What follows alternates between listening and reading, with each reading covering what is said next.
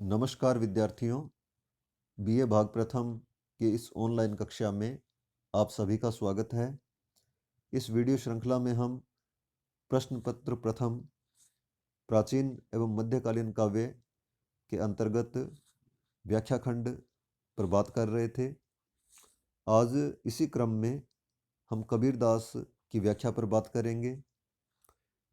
कबीर हिंदी साहित्य के मध्यकाल जो कि भक्ति काल है, उस भक्ति काल की ज्ञान मार्गी शाखा के सर्वप्रथम और प्रतिनिधि महाकवि के रूप में जाने जाते हैं। यद्यपि कबीर का जीवन अनेक प्रकार के विवादों से घिरा हुआ है, क्योंकि उनका जन्म वर्ष, उनका देहावसान और उनका नाम, उनकी जाति, इस प्रकार से कबीर के बारे में अनेक प्रकार की भ्रांतियां हैं, किंतु फिर भी कबीर का जो साहित्य है वह हमारे लिए अमूल्य है। कबीर के साहित्य पर किसी प्रकार का कोई विवाद नहीं है। कबीरदास जी ने समाज में जो एक समरसता की स्थापना का प्रयास किया, जो सर्वधर्म समभाव उनके साहित्य में मिलता है, वह हमारे लिए अमूल्य है। कबीर के साहित्य में जो कि साखी, शबद और रमेनी इस प्रकार से बंटा हुआ है। आज हम पाठ्यक्रम में कबीर की साखी की व्याख्या पर बात करेंगे। इस साखी के अनेक अंग हैं, जिनमें पहला अंग है गुरुदेव को अंग। इस अंग में कबीरदास जी ने गुरु की महिमा का बखान किया है। कबीर कहते हैं, सतगुरु की महिमा अनंत, अनंत किया उपगार, लोचन अनंत उघारिया, अनंत दिखावन हार। कबीर कहते हैं कि सतगुरु जो होता है, एक गुरु और एक दूसरा सतगुरु। सतगुरु अर्थात जो सत्य, जिसमें सत्य है, जो श्रेष्ठ है, जिसमें सत्व है, ऐसा गुरु, उनकी महिमा अनंत है। ऐसे सतगुरु की महिमा अनंत है और अनंत किया उपकार, उन्होंने मेरे ऊपर अनंत उपकार किया है।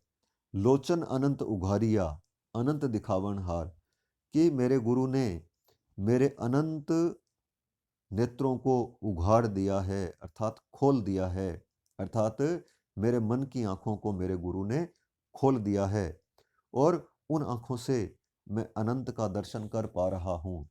अनंत का यहाँ अर्थ है वह परम तत्व जो कि इस सृष्टि का नियामक है, और उसी के बारे में कबीर अनंत शब्द का प्रयोग करते हैं और वो कहते हैं कि मुझे अनंत का दिखाने वाला मेरा गुरु ही है, अतः उस गुरु की महिमा अनंत है।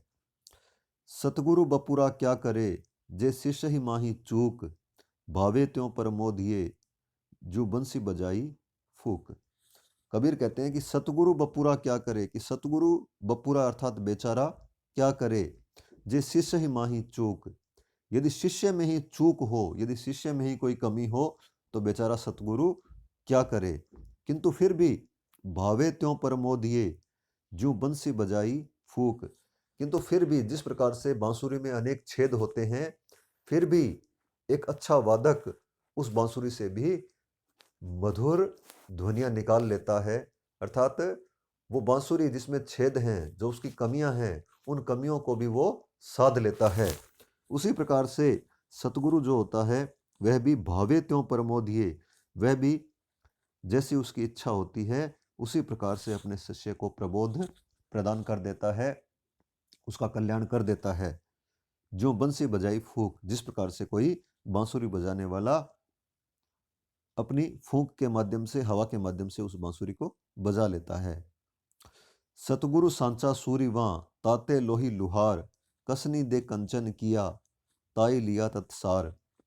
आगे कबीर कहते हैं कि सतगुरु साचा सूरीवां, ताते लोही लुहार। यहाँ कबीर ने अपने गुरु की, सतगुरु की तुलना लुहार और सुनार अर्थात सोने का काम करने वाले सुनार से की है। कबीर कहते हैं कि सतगुरु जो होता है वो सच्चा शूरवीर होता है। वह पहले तो सुनार के समान कसौटी पर कसता है, अर्थात जिस प्रकार से सुनार धातु की परख करने के लिए उसे कसौटी पर कसता है और सोना है या नहीं है यह देखने के लिए वह कसौटी का उपयोग करता है। तो उसी प्रकार से सतगुरु जो है वो पहले सुनार के समान कसौटी पर कसता है और उसके पश्चात लुहार के समान, जिस प्रकार से लुहार लोहे को गर्म कर उसे मनचाहा आकार देता है, उसी प्रकार से सतगुरु भी लुहार के समान फिर उस शिष्य को आकार प्रदान करता है, उसके कल्याण का मार्ग प्रशस्त करता है। पासा पकड़ा प्रेम का सारी किया शरीर, सतगुरु दांव बताइया खेले दास कबीर। यहाँ कबीरदास जी ने रूपक का प्रयोग करते हुए बताया है कि पासा पकड़ा प्रेम का, कि मैंने प्रेम रूपी पासे को पकड़ लिया है और सारी किया शरीर, और अपने शरीर को गोटी बना लिया है। अर्थात यह मेरा शरीर गोटी के समान है और प्रेम का पासा मैंने पकड़ा है।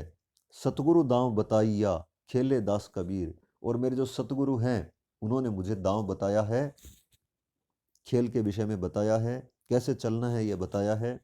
तो सतगुरु दांव बताइया खेले दास कबीर, और सतगुरु ने जो दांव बताया है उसके बाद खेले दास कबीर खेल रहा है। अर्थात सतगुरु जिसे दांव बताने वाला हो उसकी कभी पराजय नहीं हो सकती। तो मैंने अपने शरीर की गोटी बना ली है, प्रेम का पासा मैंने पकड़ लिया है और अब मैं भक्ति रूपी खेल को खेल रहा हूँ, और इससे मुझे निश्चित रूप से ईश्वर की प्राप्ति होगी। पूरे सु परचा भया सब दुख मेल्या दूरी, निर्मल कीन्ही आत्मा ताथे सदा हजूरी। कि पूरे सु परचा भया, पूरे अर्थात पूर्ण से मेरा परचा भया, मेरा परिचय हो गया है। पूर्ण अर्थात वह परम तत्व, उससे मेरा परिचय हो गया है। सब दुख मेल्या दूरी, और इससे मेरे सभी दुख दूर हो गए हैं।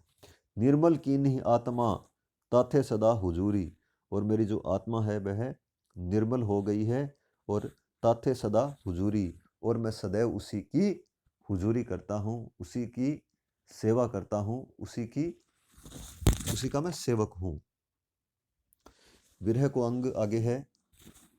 विरहिनी ऊभी पंथ सिरी, पंथी बूझे धाई, एक शब्द कही पीव का कबर मिलेंगे आई। यहाँ कबीरदास जी ने विरह को अंग में विरह व्यथा का मार्मिक वर्णन किया है कि जो भक्त है वह भक्त अपने प्रियतम अर्थात परम तत्व के विरह में सदैव जलता रहता है।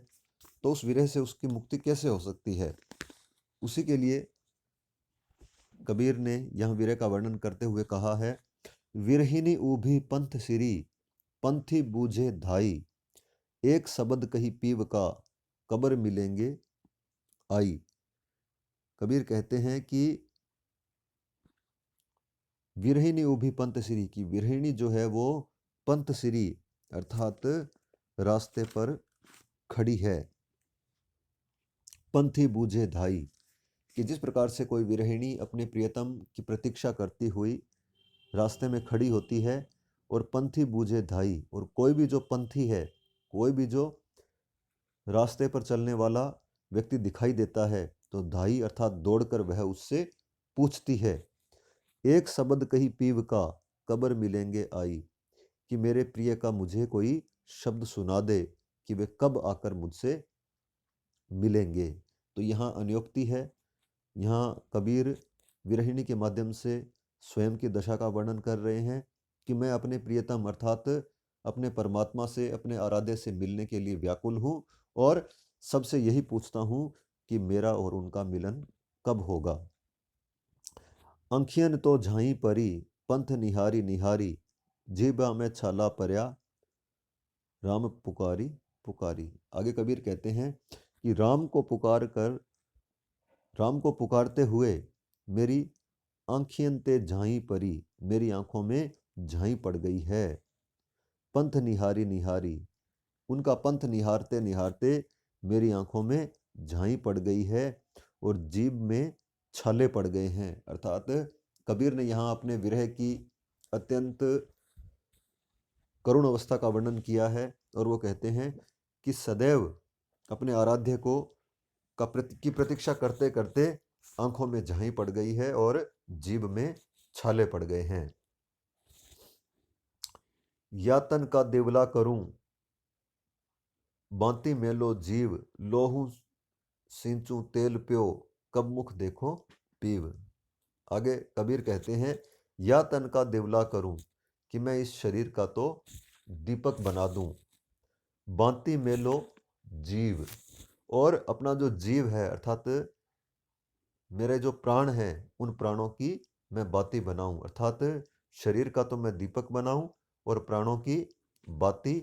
लोहू सींचूं तेल प्यो, और जिस प्रकार से दीपक में तेल डाला जाता है उसी प्रकार मैं अपने लहू को तेल के रूप में उपयोग करूं, कब मुख देखो पीव। और इस प्रकार से मैं अपना समर्पण करके, अपना पूर्ण समर्पण करके कब मुख देखो पीव, कि कब मैं अपने प्रियतम का मुख देख पाऊंगी। आगे कथनी बिन करनी को अंग है, जिसमें कबीर ने बताया है कि किस प्रकार से लोगों की कथनी और करनी में अंतर होता है। तो कबीर कहते हैं, मैं जान्यो पढ़िबो भलो, पढ़िबा ते भल जोग, राम नाम स्यु प्रीति करी, भल भल नींदो लोग। कबीर कहते हैं कि मैं जान्यो पढ़िबो भलो, पढ़िबा ते भल जोग, कि मैंने तो यह सोचा था कि पढ़ना भला है, और पढ़िबा ते भल जोग, और पढ़ने से भी योग जो है वो भला है। अर्थात पहले मैं समझता था कि पढ़ना श्रेष्ठ है, किंतु बाद में पता चला कि पढ़ने से भी भला, पढ़ने से भी श्रेष्ठ योग है। राम नाम स्यु प्रीति करी, भल भल नींदो लोग, किंतु मैंने तो राम नाम से प्रीति कर ली है, और भल भल नींदो लोग, चाहे लोग मेरी कितनी ही निंदा करें, लोग मुझे कितना ही बुरा बताएं, किंतु मैंने तो राम के नाम से प्रीति कर ली है और वह मेरे लिए सर्वश्रेष्ठ है। आगे कबीर कहते हैं, कबीरा पढ़िबा दूरी करी, पुस्तक देह बहाई, बावन अक्षर सोधी करी, ररे ममे चित लाई। कबीर कहते हैं कि कबीरा पढ़िबा दूरी करी, कि कबीर ने पढ़ने को दूर कर दिया है। कबीर के विषय में ये प्रसिद्ध है कि वे बिल्कुल अनपढ़ थे। उन्होंने कहा भी है कि मसी कागज छुयो नहीं, कलम गही नहीं हाथ, अर्थात कबीर जो है वो पढ़े लिखे नहीं थे, किंतु फिर भी वे योग के चरम उत्कर्ष तक पहुँचे। उन्होंने योग के माध्यम से अपने इष्ट को प्राप्त किया। तो कबीर कहते हैं कि कबीरा पढ़िबा दूरी करी, पुस्तक देह बहाई। कबीर कहते हैं कि मैंने पढ़ने को दूर कर दिया और पुस्तक देह बहाई, पुस्तक को बहा दिया। 52 अक्षर शोधि करी, ररे ममे चित लाई, कि जो 52 अक्षर हैं उन 52 अक्षरों में शोधि करी, ढूंढ कर, ररे और ममे, ररे अर्थात रे और ममे अर्थात मैं, अर्थात राम में चित लाई, कि राम में ही चित्त को लगाना चाहिए। कबीर यहाँ दूसरों को भी उपदेश देते हैं और वो कहते हैं कि तुम लोग पढ़ने को दूर करो और पुस्तकों को बहा दो, अर्थात ऐसी पुस्तकें जो हमें केवल ज्ञान देती है और हमें मुक्ति का मार्ग नहीं बताती हैं, तो उन पुस्तकों को छोड़कर हमें 52 अक्षरों में से केवल राम में 2 अक्षर रे और मैं, अर्थात जिनसे राम शब्द बना है, उस राम में ही अपने चित्त को लगाना चाहिए। कबीर पढ़िया दूरी करी, आथी पड़ा संसार, पीर न उपजी प्रीति शू, तो क्यों करी करे पुकार। कबीर कहते हैं कि पढ़िया दूरी करी, आथी पड़ा संसार। कबीर कहते हैं कि पढ़ने का कोई लाभ नहीं है, संसार जो है उसने बहुत पढ़ लिया है, संसार जो है वो बहुत पढ़ा लिखा है। कबीर यहाँ पढ़ने की बुराई नहीं कर रहे हैं, बल्कि कबीर यहाँ ऐसे पढ़ने की बुराई कर रहे हैं जिसको हम जीवन में, जिसका हम उपयोग नहीं कर सकते, जिस पर हम अमल नहीं कर सकते। तो उसी की ओर कबीर संकेत करते हैं, पीर न उपजी प्रीति शू, तो क्यों करी करे पुकार। यदि हृदय में पीड़ा नहीं उपजी है, प्रेम की पीड़ा यदि किसी के हृदय में उत्पन्न नहीं हुई है, तो फिर उसका पढ़ना लिखना सब व्यर्थ है।